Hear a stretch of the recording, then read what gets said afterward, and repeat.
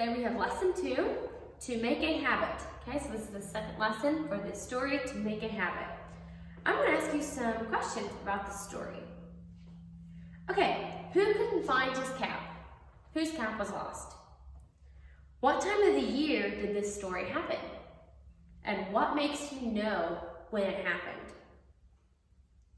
What problem did Tim have? And how did Mother help Tim solve his problem? Okay, how does a good habit work for you without pay? Okay, so that one can kind of confuse you. How does a good habit work for you without pay? So, if you have a bad habit, maybe like in the story, he had a bad habit for putting his cap in the wrong place, right? He had to go hunt and hunt for it because he couldn't find it. So, if he had a good habit, he would have known right where his cap was, right? He would have known right where his hat was, and he could have went right to it and got it. He would have saved a lot of time by not having to go look and look and look, right? He could have just found his hat, put it on, and been on his way. So that's one way that it can pay you to have a good habit. It can save you time. What did Mother say that helps Tim to think of where his cap was? Why did Tim need to practice hanging up his cap more than one time? And which sentence is the main idea of the story? So, it takes practice to make a good habit, or eating jelly beans helps make a good habit. Which one makes a good habit? And to make a good habit, it can take a long time. You need to keep practicing and practicing and practicing, because habits are hard to break. Okay, so the first part of your story says, time for reading class. So you can go read To Make a Habit again, read it to somebody, practice reading it nice and clear. And I'm going to read you a poem. So if you notice, I'm right after your story. You had a poem about two little boys. Tim had a bad habit of not putting his cap on the hook. Maybe there were other things he didn't put away. The boy in the first part of this poem sounds a lot like Tim. Do you think that after he began to work on his bad habit, he might have turned into the boy in the last part of the poem? Okay, so the two little boys. The one little boy is called Don't Know Where It Is. And at the end of the story, we're going to read about another little boy. It's called Little Puts His Things Away. So the one had a bad habit. The one little boy, the little boy called Don't Know Where It Is, had a bad habit of losing things, putting things in the wrong places. And the little boy that's called Puts His Things Away, he had a good habit of putting everything away. So two little boys. Little Don't Know Where It Is lost almost everything that's his. Lost his ball and lost his bat. Can't tell where he put his hat. Had a top the other day, but it's gone the self-same way. Left his football on the lawn. Wants it now, but now it's gone. Though he brought in all his toys after playing with the boys. But he's hunting high and low. Where they are, he doesn't know. Had some skates and knows right where they should be, but they're not there. My, what many woes are his. Little don't know where it is. Little puts his things away, has no trouble night or day, knows right where to go and look for his cap on the hook.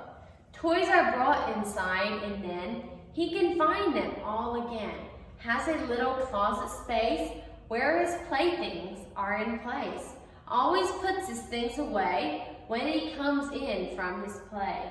Always know just where to look for not quite finished books. When the ice comes, never waits half a day to find his skates. He gains many an hour of play. Little puts his things away. So that's just telling us in the story. The little boy that was called Don't Know Where It Is, he lost stuff all the time. Never put things where they belong. Did never hang his hat up. Put his top in the wrong place. Couldn't find his skates. And then the little boy puts his things away.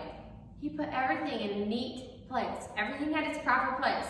And then when he needed something, he knew exactly where to go look. He didn't have to go spend half the day trying to find something.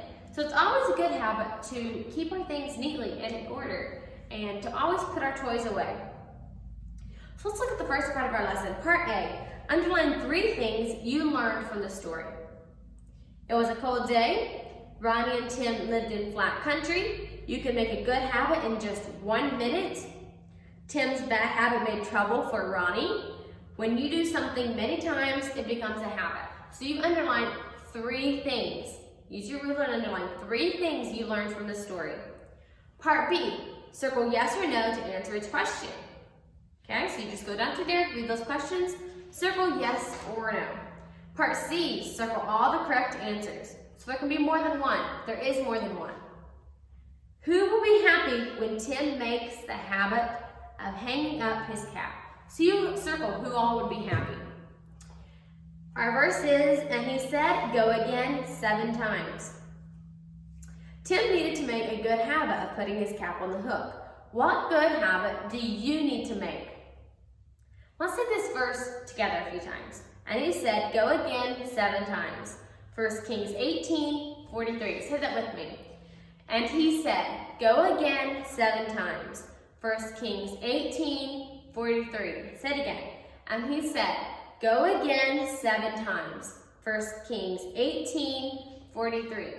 Say that verse, say it to your mom or an older sibling. Have them sign the little triangle to show that you said it. And now let's think about it. What good habit do you need to make? Part D says, write a good habit that you should make. So maybe you have a bad habit. You might have to ask your mom for a little help on this one if you can't think. What's maybe a bad habit that you have? And how could you change that to a good habit? So write a good habit you should make. So I should, you finish that sentence, okay? Make it a complete sentence. I should, then you write a good habit that you should make. Part E says, color the correct meaning of the Bible verse. Does that Bible verse mean do things again if you need to? Or does it mean a habit is made very quickly? How long does it take to make a habit? A habit takes time after time after time. It's not easy to make a habit, is it? You have to really think about it and focus on it and try and do it again and again and again and again to make a habit. Part F, circle the right way to add a suffix to the bold words. Okay, so you have the word funny. Which way is the correct way to write funny, adding the suffix? Okay, so how is the correct way to write funny? To make it say funnier. So you have the word funny, trying to make it say funnier. Which way is correct? Changing the Y to I or keeping the Y? Circle the correct one. And then the word snowiest, or yes, the word snowiest. You have the word snowy, changing it to snowiest. Which way is correct? Will you remember? Part G, circle no or think to make the sentence correct. Remember, only use no if it is something that you are absolutely sure about. I think or I know I will go outside tomorrow at recess. Do you have recess at home? Maybe you do. Do you think or do you know that you'll go outside for recess? I know or I think that mother is older than I am. So think through those carefully. Circle right or wrong, part H. Okay, so you just go through and circle right or wrong. Part I, underline what the figure of speech means. A figure of speech is a set of words that does not mean exactly what it says. So good news is like a drink of cold water. What does like a drink of cold water mean? Does it mean good news makes us happy and content, or good news helps us not to be thirsty? You underline, using your ruler, the correct meaning for that figure of speech. Do you read it carefully? Write neatly. Really focus on writing neatly, okay? Take your time, make sure you follow all the directions, and yeah, do your work really carefully. I will see you in math class.